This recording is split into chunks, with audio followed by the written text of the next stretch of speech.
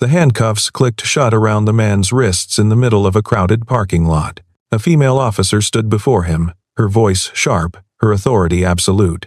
He did not resist. He did not explain. He only pulled his sleeve down as she pushed him toward the patrol car.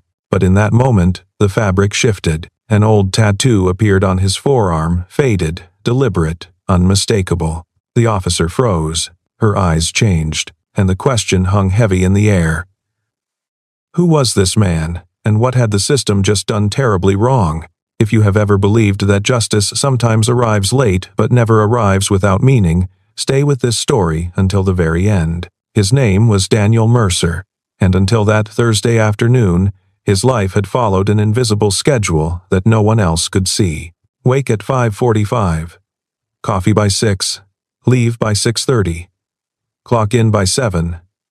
Every minute accounted for. Every task assigned its proper time. There was no room for spontaneity in his world, because spontaneity cost things he could not afford to lose. Daniel had learned that lesson the hard way, 9 years ago, when everything he loved was taken from him in a single phone call. He worked as a maintenance supervisor at a manufacturing plant outside Richmond, Virginia. He had been there for 11 years, longer than most of the managers, longer than most of the executives. He never asked for promotions. He never complained about overtime. He never drew attention to himself in any way that might invite questions he was not prepared to answer. He simply showed up, did what was needed, and left without fanfare. That was the agreement he had made with himself after his wife died. Keep your head down. Keep moving. Keep Sophie safe. That Thursday, the company had scheduled an off-site equipment inspection at a facility near the airport. Daniel drove the company van, parked in the designated lot, and waited for the rest of the team. He had been standing near the van for less than 10 minutes when the patrol car pulled in. The officer who stepped out was Captain Elena Shaw of the Richmond Metro Police. She had received a call about a suspicious individual matching his general description near a vehicle reported stolen 2 days prior. The van Daniel drove was not the stolen vehicle, but it was close enough in color and make to warrant a stop, at least according to the dispatcher who relayed the information. She approached him with procedure in her posture and suspicion in her eyes. Badge visible, hand resting near her holster, voice loud enough for the gathering witnesses to hear. Daniel answered her questions calmly. He showed his ID without hesitation. He explained his purpose for being there. He pointed to the company logo on the side of the van and offered to call his supervisor for verification. But Elena Shaw was not interested in explanations. She was interested in protocol. The registration check came back slow, the system lagging in the afternoon heat. A flag appeared, a mismatch between the vehicle identification number and the registered owner. A clerical error from when the company had updated its fleet 6 months prior. It was nothing. A paperwork delay that any reasonable person could have resolved with a phone call. But in that window of uncertainty, while the system churned and the witnesses gathered, Elena made a decision that would change both of their lives. She told him to turn around and place his hands behind his back. Daniel complied without protest. His face revealed nothing, not anger, not fear, not even surprise, only the quiet tension of a man who understood that resistance would make everything worse, and that worse was something he could not afford. People gathered at the edge of the parking lot. Phones appeared from pockets and purses. Murmurs spread through the small crowd like ripples across still water. Elena secured the cuffs with practiced efficiency. She recited his rights in a voice that carried across the lot. She placed her hand firmly on his shoulder and guided him toward her patrol vehicle. And then Daniel said the only thing he had said since the encounter began. "I need to make a call by 3:15. Elena paused. "You'll get your phone call at the station. That will be too late." She studied him carefully. His voice had not risen. His body had not tensed against the restraints, but something in his eyes, something sharp and desperate and achingly vulnerable, flickered for just a second before disappearing behind a wall of composure. "What's at 3:15? She asked, her curiosity momentarily overriding her training. He did not answer. She noted his refusal as suspicious behavior and tightened her grip on his arm. She continued toward the patrol car without another word. She did not know what 3:15 meant.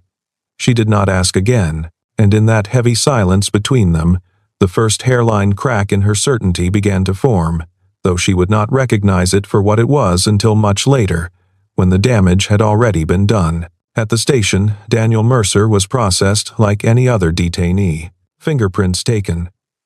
Photographs snapped from multiple angles.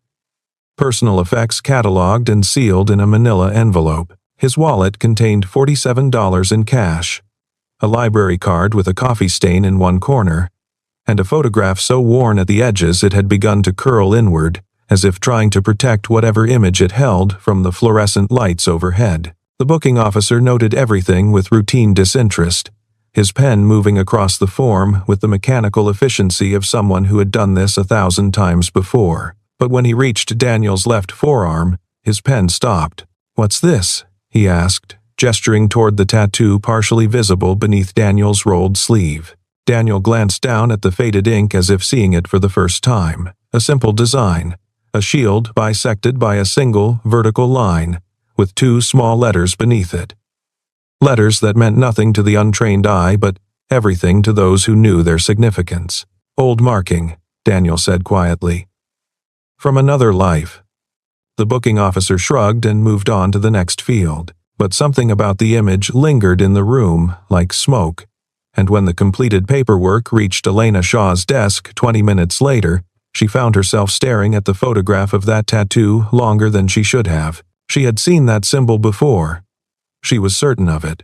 She could not remember where. Sergeant Marcus Cole, a veteran of 23 years on the force, with gray temples and lines carved deep around his eyes, passed her desk on his way to the break room. He paused when he saw the image on her screen, something shifting in his expression. "Where'd you pick this guy up?" he asked. "Airport lot. Vehicle match on a theft report." Turned out to be a clerical error with the registration.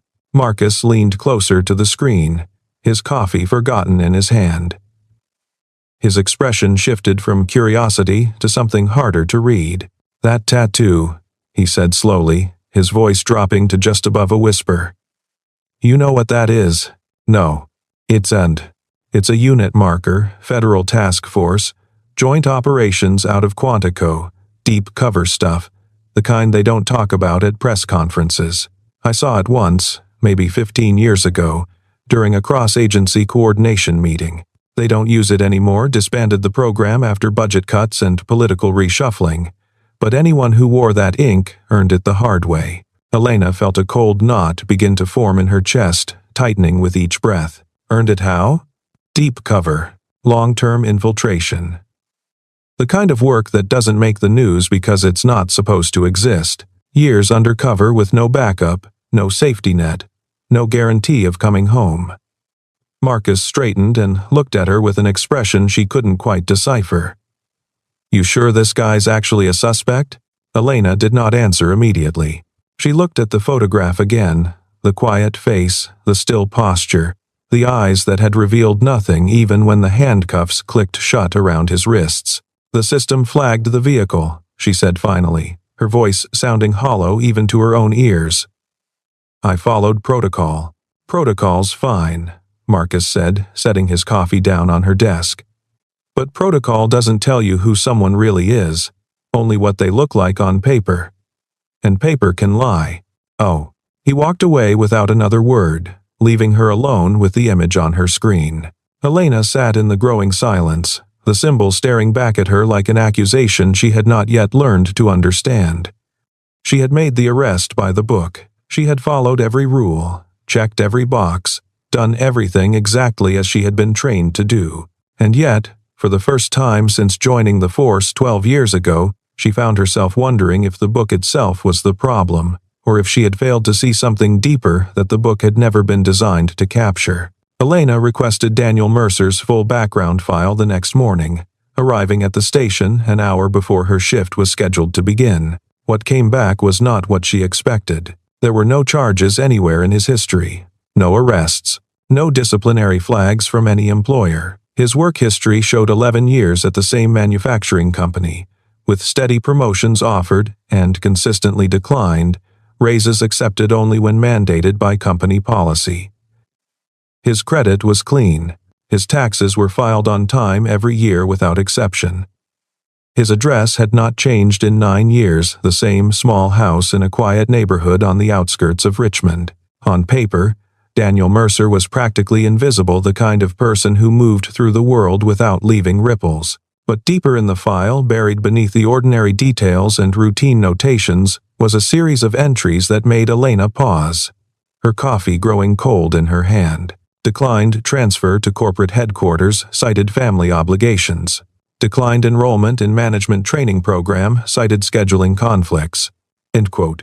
Declined relocation incentive with significant salary increase, cited personal circumstances. Every opportunity he had been offered over the past 9 years, he had turned down. Not because he lacked ambition or ability, his performance reviews were consistently excellent, but because something else came first. Something that mattered more than career advancement or financial gain. Elena leaned back in her chair and stared at the screen until the words began to blur. She thought about his words in the parking lot, spoken with such quiet desperation. "I need to make a call by 3:15. She thought about the way his eyes had flickered with something vulnerable before the wall came back up. She thought about the tattoo, the faded ink of a life no one at that police station had thought to ask him about. She pulled up a different database, one that required authorization she technically possessed but rarely used, a federal records access portal that most local officers never touched. The results loaded slowly. The progress bar crawling across her screen. Daniel Mercer had served in federal law enforcement for 7 years before leaving the agency without public explanation. His service record was partially redacted, entire sections blacked out with the kind of thoroughness that suggested classified operations. His final assignment was marked with a code she did not recognize. His departure from the agency was listed as voluntary, but the date coincided with a personal tragedy noted in a separate, civilian file. His wife, Margaret, had died 9 years ago. Cancer, the kind that moved fast and showed no mercy. She had been 34 years old. They had a daughter together, Sophie, age 9 now. Elena closed her eyes and pressed her palms against them until she saw stars. She understood now. All of it. 3:15 was not a meeting. It was not a work deadline or an appointment with a lawyer. It was a pickup time, a school bus dropping off a 9-year-old girl who had already lost her mother and who waited each afternoon for a father who always came on time because he had promised her that he would never be late. Daniel Mercer had not resisted arrest because he could not afford to escalate a situation that might keep him away from his daughter even longer. He had not explained himself because explanation would have meant exposing something more vulnerable than his pride. It would have meant admitting weakness in front of strangers with cameras. He had stayed silent to protect his child from becoming part of the spectacle, and Elena had taken that silence as evidence of guilt. She sat in her office for a long time after that, the weight of the file pressing against her chest like a verdict she had not been prepared to receive. She had followed protocol. She had done her job exactly as trained. She had made the arrest cleanly, professionally, without excessive force or improper procedure. And yet, she had humiliated a man in front of strangers who recorded his worst moment on their phones. She had denied him a phone call that might have been the only thing standing between his daughter and an empty sidewalk. She had treated his composure as guilt instead of recognizing it for what it truly was, discipline forged in years of service, of protecting others, of keeping impossible promises. The system had cleared him within hours. The charges had been dropped before dinner. The paperwork had been filed and forgotten, but Elena knew, with a certainty that settled into her bones, that some things could not be undone by paperwork alone. Elena tried to call Daniel that evening. He did not answer. She left a message brief, professional, carefully worded to avoid sounding like either an apology or an excuse. She asked if he would be willing to meet and discuss what had happened. She said she wanted to understand. She did not apologize in the voicemail, because she knew an apology delivered to a machine would mean nothing at all. 2 days passed without response. Then 3. On the 4th day, her commanding officer called her into his office. Lieutenant Harold Vance was a man who measured words like currency, spending them only when necessary, and never wasting them on pleasantries. He did not smile when Elena entered. He did not offer her a seat. He simply gestured toward the chair across from his desk and waited for her to sit. "The Mercer arrest," he began without preamble. "Internal Affairs has opened a formal review." Elena kept her expression carefully neutral. "On what grounds?" "Unnecessary detention, failure to verify vehicle registration discrepancy before escalating to physical restraint, public exposure of a citizen without sufficient probable cause." He paused, letting each accusation land. "Someone filed a formal complaint with the Civilian Oversight Board." "Mercer?" "No, a bystander. Someone who was there with a phone and an opinion." Vance leaned back in his chair. "They recorded the entire encounter from start to finish. It's already circulating on social media. The local news picked it up this morning." Elena felt the floor shift beneath her feet. She had known the phones were out that day. She had seen them raised like weapons in the hands of the crowd, but she had not considered what those recordings might mean, not until this moment. "What do you need from me?" she asked, her voice steady despite the churning in her stomach. "I need you to stay quiet and let the process work. Don't contact the subject again. No calls, no messages, no attempts to apologize. Let legal handle any communication." Vance leaned forward, his eyes hard. "And I need you to understand something clearly, Shaw. This department doesn't need another headline.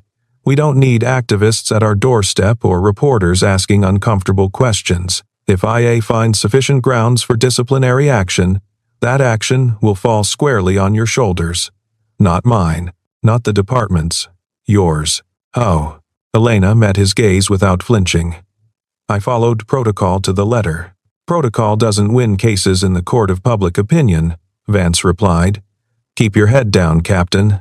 That's an order." She returned to her desk with the weight of the warning pressing against her shoulders like a physical burden. Her colleagues avoided eye contact as she passed. The station felt different, somehow quieter, more watchful. She had two choices now. She could stay quiet, let the review run its course, and hope the system would protect her the way it had always protected officers who followed proper procedure. Or she could do something else entirely. She pulled up the video that had been circulating online. She watched herself approach Daniel Mercer in that parking lot. She watched herself speak with authority and certainty. She watched herself place the handcuffs on a man who had done nothing wrong, whose only crime was standing in the wrong place at the wrong time beside a van that happened to resemble another van. She watched him ask to make a phone call. She watched herself deny him, and in that moment, watching herself through the lens of a stranger's camera, she finally saw what everyone else had seen. Not a captain doing her job correctly, but a system failing a man who had spent his entire adult life protecting others. She closed the video. She opened a new document. She began typing a statement not for internal affairs, not for legal review, but for herself. A complete record of what had happened and what she had done. A record of the choices she had made and the ones she had failed to consider until it was too late. She did not know yet how she would use it.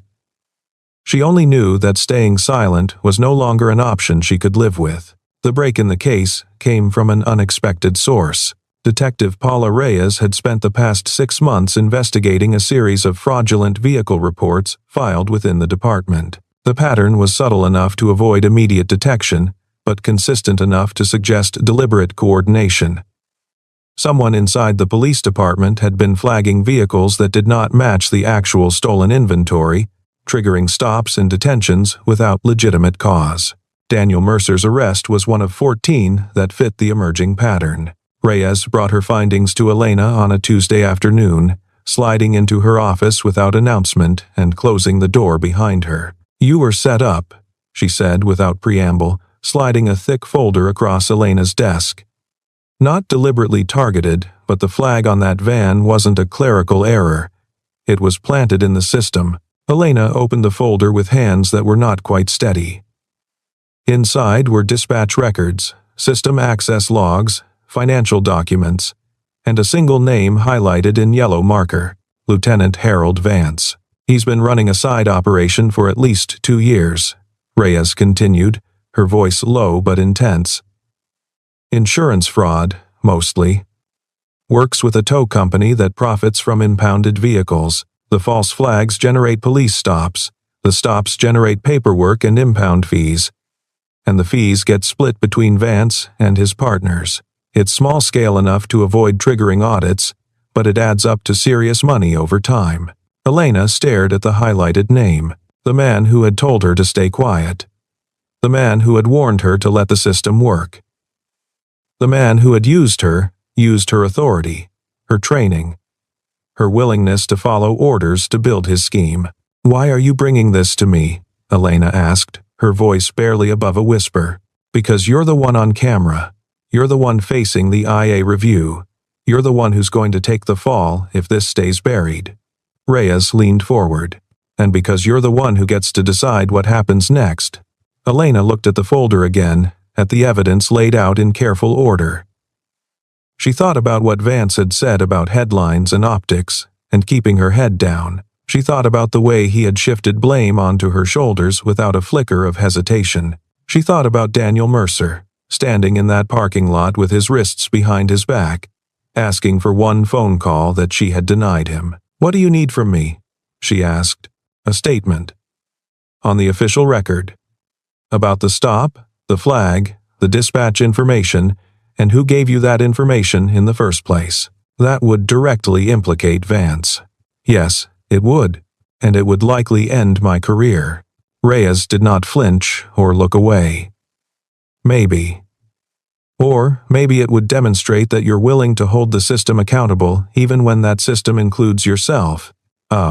Elena sat in silence for a long moment, the weight of the decision pressing down on her. She had spent 18 years building her career in law enforcement.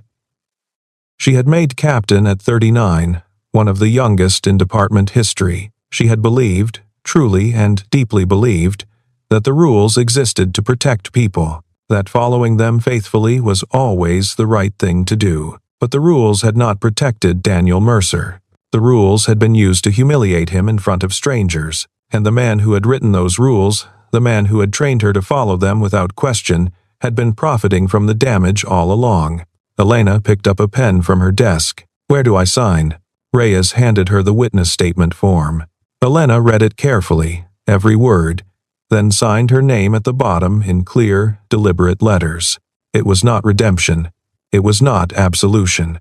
It was simply the first step toward something she had not allowed herself to consider until this moment: the truth, unvarnished and uncomfortable and absolutely necessary.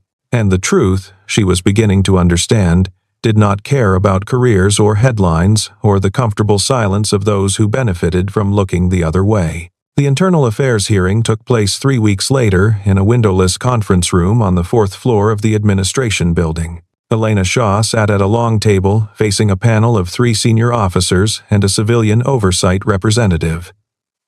The room was cold despite the heating system. A court reporter typed silently in one corner. A single camera recorded everything from a tripod near the door. She had been warned by her attorney not to speak beyond what was directly asked, to answer questions precisely and offer nothing extra. Her union representative sat beside her, ready to intervene if the questioning veered toward anything that might be considered entrapment or self-incrimination. But Elena had already made her decision long before entering that room. She would tell the complete truth. The panel began with the arrest itself. They asked about the vehicle flag, the timing of the stop, the decision to escalate to physical detention. Elena answered each question directly, without embellishment or excuse, her voice steady and clear. Then they asked about Lieutenant Vance. "Captain Shaw, did Lieutenant Vance provide you with the dispatch information that led to the vehicle stop?" "Yes, he did." "Were you aware at the time of the stop that the vehicle flag had been manually entered into the system by an internal user?" "No. I believed it was a legitimate match generated by the automated system." "He's lying." "And when exactly did you learn otherwise?" Elena paused. She looked at the panel members, then at the camera's unblinking lens, then at her own hands resting flat on the table before her. I learned the truth when Detective Reyes brought me evidence that the flag was part of a larger pattern of fraudulent entries. A pattern that directly implicated Lieutenant Vance in a coordinated scheme involving insurance fraud and misuse of department resources. The room went completely silent. Even the court reporter's fingers paused above the keyboard. The panel members exchanged glances laden with meaning. The civilian representative leaned forward in her chair. "Captain Shaw, are you fully aware that this testimony may result in serious disciplinary action against a superior officer?" "Yes, I am." "And you're prepared to proceed with this testimony regardless of the consequences?" "I am." The hearing continued for another 2 hours. Elena answered every question put to her with the same directness. She submitted the complete documentation that Detective Reyes had provided. She did not attempt to defend her own actions during the arrest. She did not minimize her role in what had happened to Daniel Mercer. She simply told the truth. When the panel adjourned for deliberation, her union representative turned to her with an expression of barely concealed disbelief.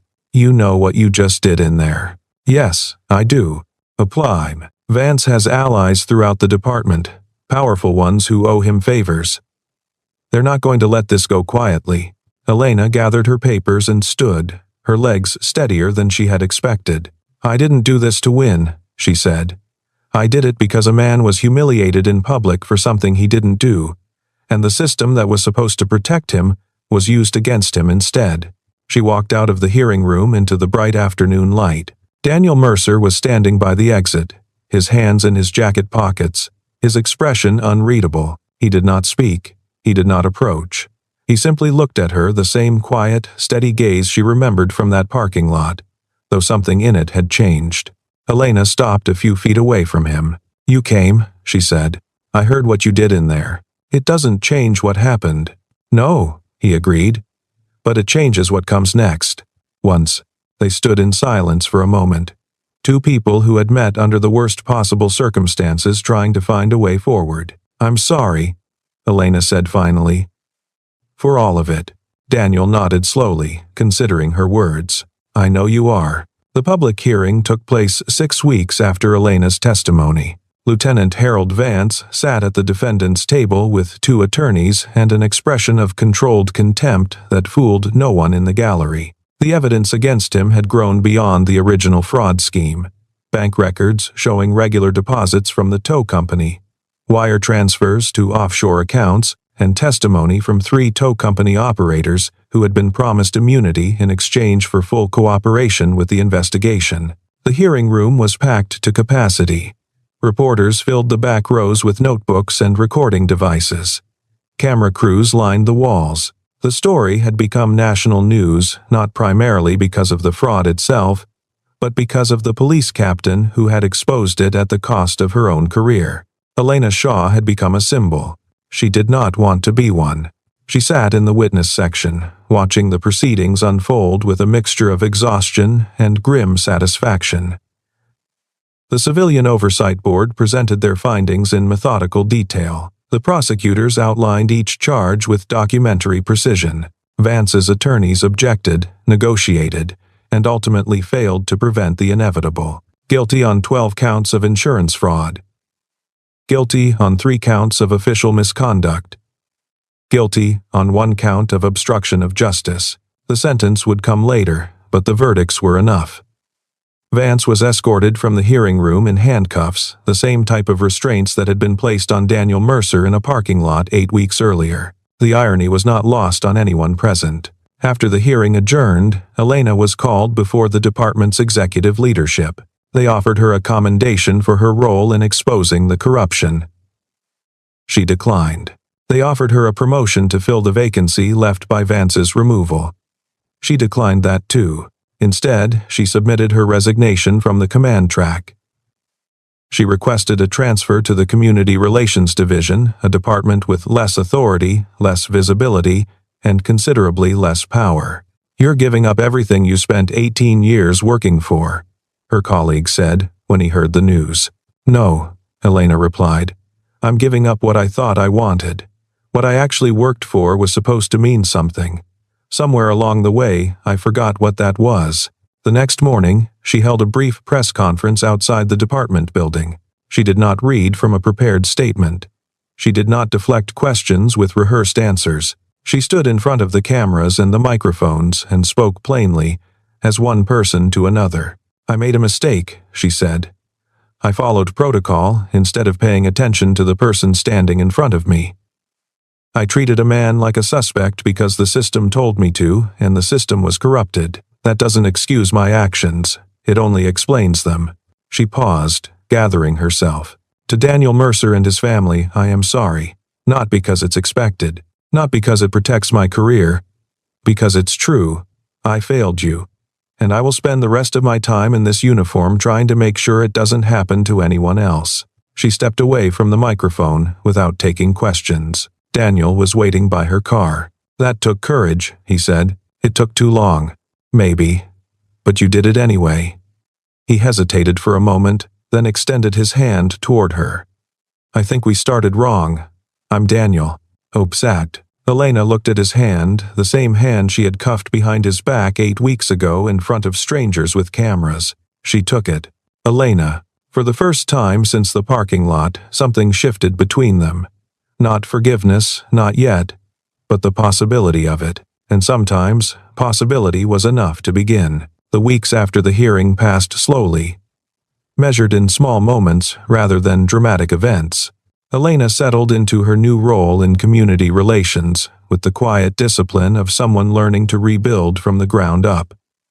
There were no high-profile cases in this work, no tactical operations, no moments of authority that commanded respect. There were only conversations, long, patient, often difficult conversations, with people who had every reason to distrust the uniform she still wore.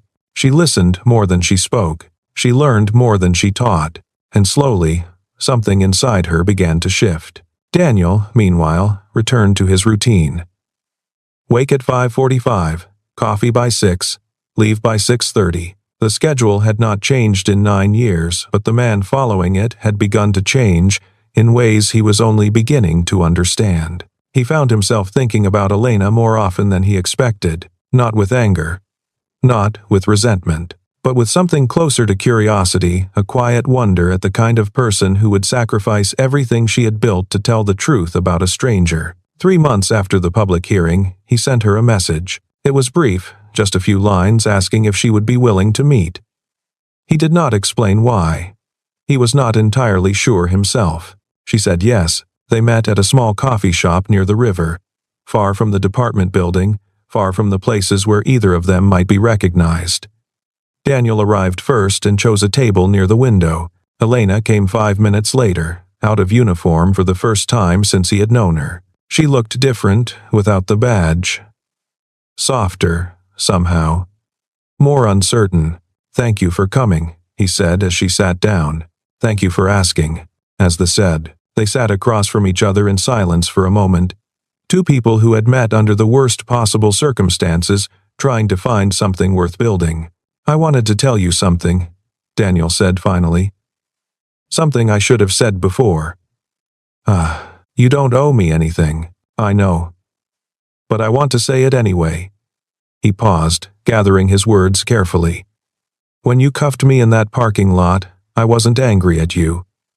I was terrified. Not of you, of what would happen to Sophie if I didn't get home on time.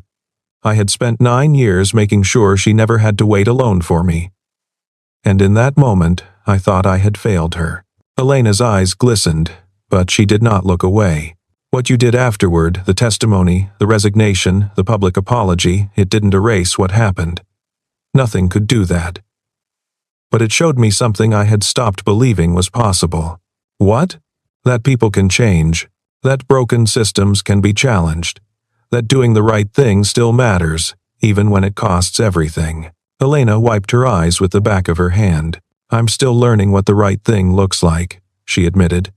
"I spent so long following rules that I forgot to ask whether the rules were worth following in the first place." "Maybe that's the point," Daniel said.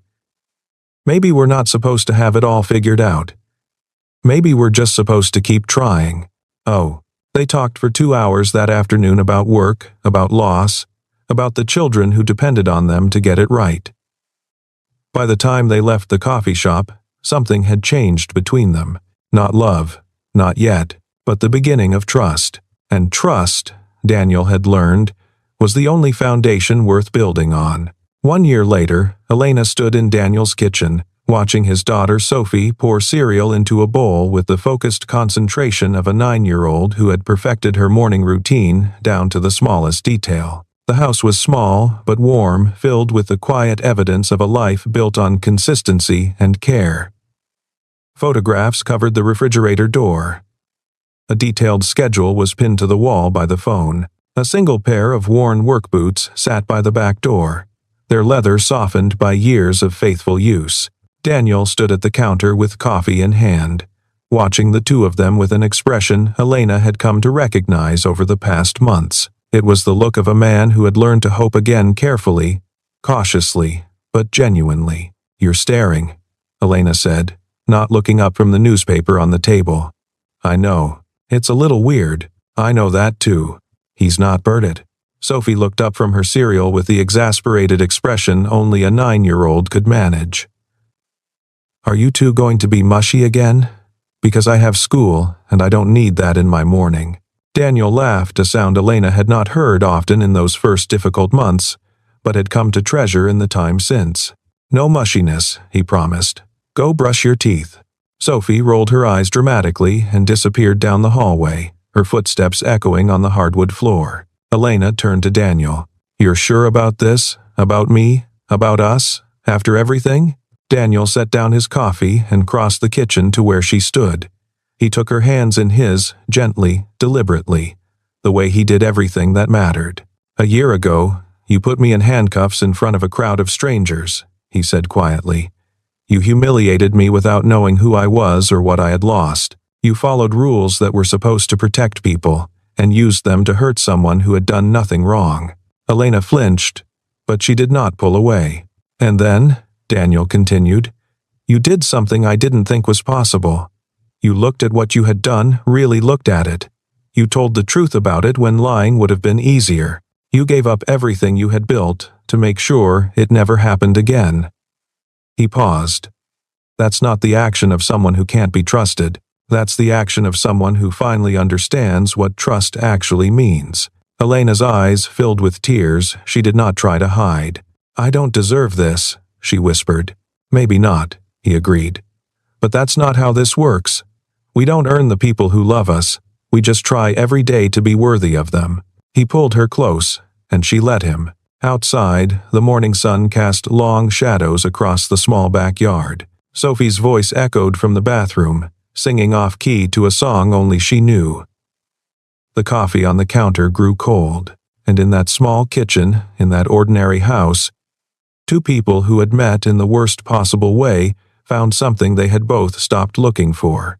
Not perfection, not easy forgiveness, just the quiet, stubborn belief that broken things could still be made whole if you were willing to do the work. Daniel kissed her forehead. "No more handcuffs," he said.